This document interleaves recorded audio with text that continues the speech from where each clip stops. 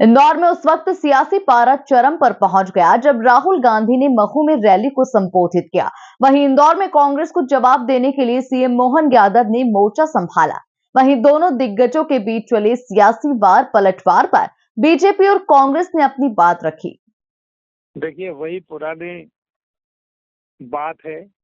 राहुल गांधी से अपेक्षा तो मैंने भी इस बार की थी कि हो सकता है कि कोई नई शुरुआत करने जा रहे हैं। डॉक्टर भीमराव अंबेडकर जी के नाम को, जो पूरे समय कांग्रेस ने 75 साल में जिनका सम्मान नहीं किया, उनके नाम पर उनको एक अवसर उन्होंने अवसर ढूंढा था। लेकिन वही परिस्थिति उनकी रही कि डॉक्टर भीमराव अंबेडकर जी तो पता नहीं कहाँ थे, उनका तो उन्होंने नाम तक नहीं लिया। और पता नहीं अडानी, वही अंबानी, वही टाटा, वही देश के उन सारे लोगों को कोसना, वही भारतीय जनता पार्टी को कोसना, वहां तक भी ठीक है। लेकिन मुझे तो सबसे बड़ा आश्चर्य आज ये लगा कि जब उन्होंने मीडिया की तरफ हाथ करके पूरी मीडिया को कटघरे में खड़ा करके उन्होंने ये कहा कि ये जो कैमरे वाले खड़े हैं, ये जहाँ शूटिंग कर रहे हैं, ये उनको सबको चोर और डाकू और उनके पूरे कुनबे को उन्होंने गलत ठहराने की कोशिश की। और उन्होंने कहा कि ये गरीबों की बात नहीं करते, ये अडानी और अंबानी का माल बेचते हैं। पूरे देश की मीडिया, जिसे हम चौथा स्तंभ कहते हैं, उनके साथ में जिस तरह का दुर्व्यवहार और जिस तरह की बेइज्जती उन्होंने की है, वो बहुत ही अशोभनीय थी। और मुझे दया आती है कि जिस विषय को लेकर के आए थे उस विषय पे तो उन्होंने बात नहीं की।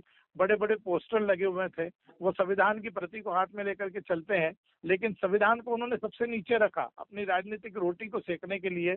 जय बापू, हम भी बापू का सम्मान करते हैं, उसके बाद जय भीम, भीमराव अंबेडकर जी का सम्मान। ये लोग क्या करेंगे? भारतीय जनता पार्टी ने पंच तीर्थ बनाए, भारतीय जनता पार्टी ने डॉक्टर भीमराव अंबेडकर जी को ईश्वर श्री का सम्मान दिया, लेकिन 75 साल में इन्होंने कुछ नहीं किया। बल्कि जब डॉक्टर भीमराव अंबेडकर चुनाव लड़े थे तो कांग्रेस ने उनके सामने कैंडिडेट खड़ा किया था, ये पूरी दुनिया को पता है। लेकिन आज भी वो उनको किसी न किसी तरह से झूठ बोल करके एक अवसर लेकर के आए थे, उसको भी बुला नहीं पाया। और क्या करने आए थे और वो क्या करके चले गए? उन्होंने पूरी तरह से मीडिया को भी इज्जत किया, उन्होंने पूरी तरह से अपमान किया डॉक्टर भीमराव अंबेडकर जी का, जहां उनका कोई नाम नहीं लिया, उनके पास कहने के लिए कुछ है नहीं। और दूसरा, उससे बढ़कर के काम पाप अगर किसी ने किया है तो उनके राष्ट्रीय अध्यक्ष खड़गे जी ने किया, मल्लिकार्जुन जी ने।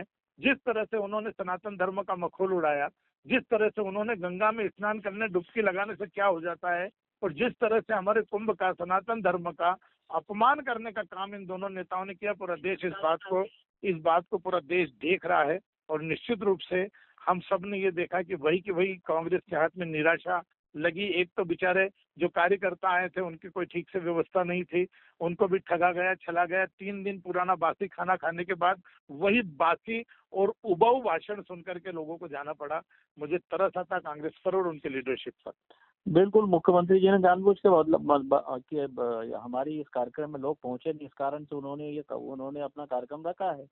जब उनको मालूम है राष्ट्रीय स्तर का कार्यक्रम है, हमारे कांग्रेस पार्टी के राष्ट्रीय नेता आ रहे हैं, आदरणीय जो मल्लिकार्जुन खड़गे जी है, राहुल गांधी जी है, उसके बाद हमारे पूरे देश भर के कांग्रेस पार्टी के नेताओं का यहाँ कार्यक्रम था।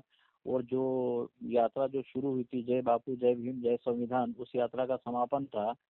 और उसके बाद संविधान बचाओ राष्ट्रीय पद यात्रा भी यहाँ से शुरू होना थी। तो ये कार्यक्रम तो हमारा महीनों से डिक्लेयर्ड था। तो जानबूझ के इन्होंने ऐसा किया, मुख्यमंत्री जी ने जानबूझ के अब ये कार्यक्रम, हमारा कार्यक्रम बाधित करने के लिए लिया है उन्होंने। ऐसा एक आध भी उदाहरण बता दें। और अगर ऐसा होता तो ये लोकसभा में जो राहुल गांधी जी को बम्बार्डिंग जो सीटें जो मिली, बम्बार्डिंग सीटें जो अपनी लोकसभा में सांसदों के रूप में, और तो कुछ सीटें कम पड़ गई, नहीं तो आज देश का सिनेरियो कुछ और होता। और ये जो संविधान को लेकर जो कांग्रेस पार्टी मैदान में जो उतरी है, जो संविधान निर्माता अम्बेडकर साहब का भी जिस तरह से उन्होंने जो जो अपमान किया है संसद में, जिसमें कि राहुल जी पे, खड़गे जी पे, सब पे एफआईआर भी की है, और कांग्रेस पार्टी के सांसदों के साथ में धक्का मुक्की भी की, और उन्होंने किस तरह की भद्दी टिप्पणी की देश के गृह मंत्री ने, कि ये तो उस बात को लेकर ये कार्यक्रम था। तो अब बीजेपी जो मानना चाहे माने,